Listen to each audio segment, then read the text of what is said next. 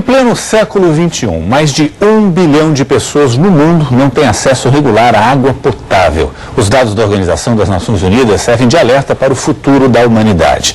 Para lembrar esse precioso e insubstituível bem da natureza, será comemorado amanhã o Dia Mundial da Água. No Rio de Janeiro, onde o custo do tratamento da água é cada vez maior por conta da poluição dos mananciais, a solução pode vir do céu. Sistemas inteligentes de captação de água da chuva já são utilizados em estádios de futebol e em escolas da rede pública estadual. As contas no quadro são uma aula sobre como usar de graça o que é dado pelos céus. O primeiro sistema de reaproveitamento de água da chuva numa escola estadual do Rio de Janeiro já está pronto. É na zona oeste da capital. A água do telhado vai para os sanitários. O investimento foi de R$100 mil.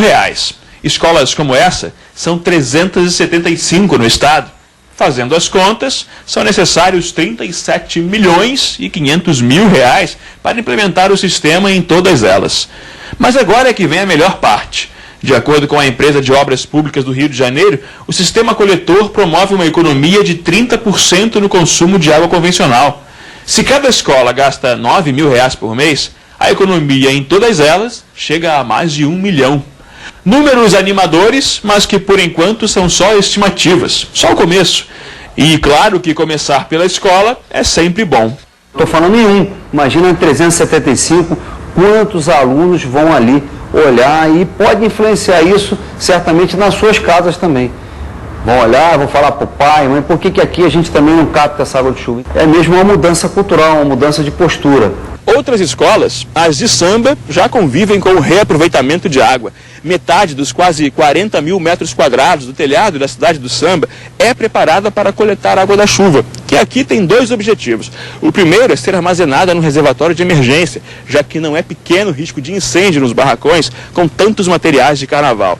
O segundo é lavar essa área, abastecer sanitários e regar os jardins. Também é a água da chuva que rega a grama do Estádio Olímpico João Avelange, o Engenhão. Capacidade para 45 mil torcedores e 830 mil litros de água reaproveitada. Esses canos descem do telhado e enchem 2 reservatórios que ficam embaixo da arquibancada. Um gol de placa, mas uma jogada ainda isolada. As leis municipais de grandes cidades, como o Rio de Janeiro e São Paulo, determinam que novos empreendimentos, com mais de 500 metros quadrados de área construída, armazenem água da chuva. Mas o objetivo é evitar enchentes, retardando o escoamento. Reutilizar já é um segundo passo, que requer mais cuidado. Não há obrigação de uso da água. Há sim limites de uso. Quer dizer, não pode usar essa água para abastecimento humano, porque ela vem com poluições atmosféricas. A gente levar em consideração que hoje 1/3 do valor da taxa condominial tem sido água e esgoto, então é razoável você pensar que isso possa ser usado como um recurso.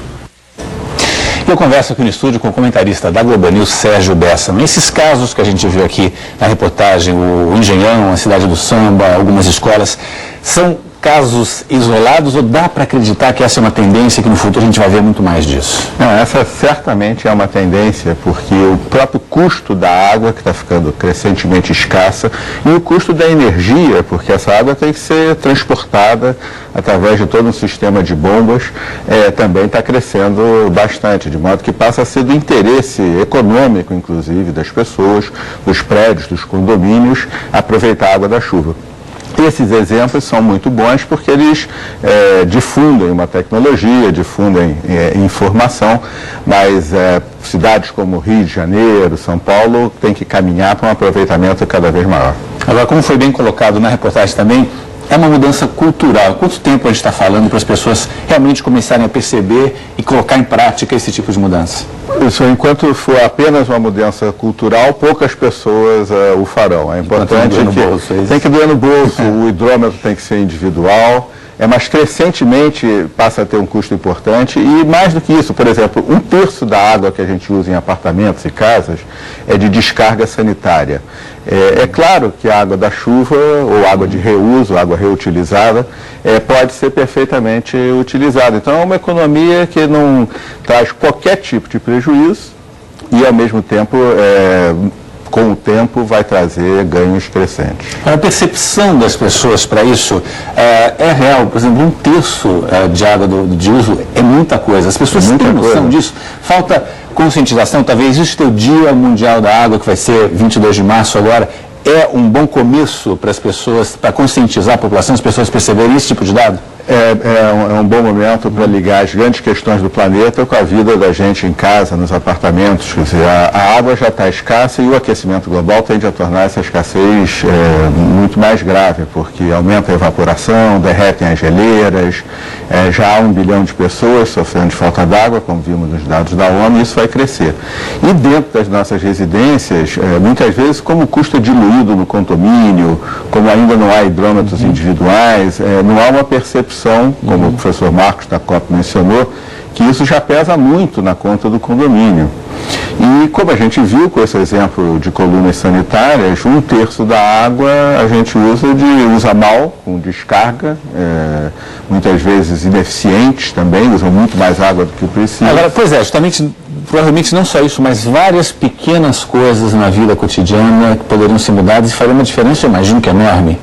Uma diferença muito grande. Pequenas... Por exemplo, que coisas poderiam ser abordadas? Olha, quando a gente fala desse assunto, tem que também tratar do grande tema. O grande tema é que as companhias de água que estão descapitalizadas têm uma perda gigantesca. O sistema como um todo simplesmente se tornar mais eficiente, diminuir as perdas, que as perdas chegam às vezes a 30%, 40% da água que é distribuída. E nas nossas residências, o equipamento às vezes é ineficiente, descargas sanitárias que utilizam muito mais água do que é preciso. A nossa cultura, o nosso comportamento ainda por não percebermos o custo, muitas vezes uma cultura de desperdício da água. Que certamente nós temos, né? Que certamente temos, quando essa é uma típica política, os economistas chamam de win-win policy. Só temos a ganhar, fica mais barato, há grandes economias, como a gente viu no caso das enchentes também, sistemas de captação de água tem um papel importante para evitar que encham ruas quando há excesso de chuvas, como às vezes acontece nas grandes cidades.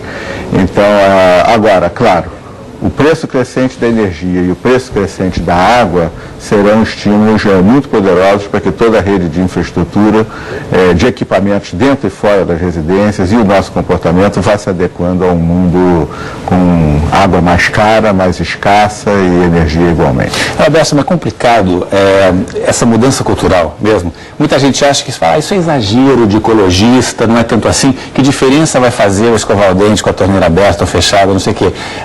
Quanto falta para as pessoas se darem conta que as pequenas coisas podem mudar muito e quais seriam essas pequenas coisas? As pequenas coisas são essas que dizem respeito a todo o nosso comportamento ligado a desperdício, como fechar a torneira, tomar banhos mais curtos e assim por diante. E as grandes coisas são a eficiência do sistema, evitar desperdício, evitar perdas. O Brasil, nós temos uma dificuldade adicional que é uma bênção. O Brasil é muito bem aquinhoado em termos de água. Nós temos 3% da população do mundo e aproximadamente 12% de toda a água doce do mundo. Ela é mal distribuída, tanto no Brasil como no mundo. O semiárido tem escassez. Mas nós temos muita água e, às vezes, o excesso faz com que o desperdício fique fácil. Mas essa água está ficando também crescentemente cara para ser levada às residências, tratadas, cara nos condomínios, como o professor chamou a atenção, e nós temos que aproveitar que temos água e não desperdiçar. Muito obrigado, eu conversei com o professor, o comentarista de sustentabilidade do Jornal das 10, Sérgio Bessler. Muito obrigado pela participação mais uma vez. Obrigado. Boa noite.